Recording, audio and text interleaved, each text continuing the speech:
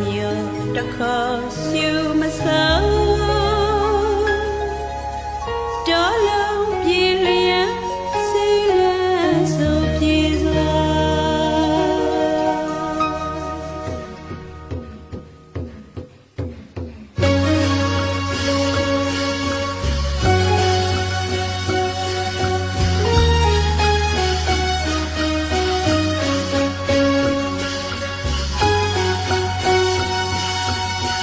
ရှမ်းပြည်နယ်အရှေ့ပိုင်းတာချီမိတ်မြို့နယ်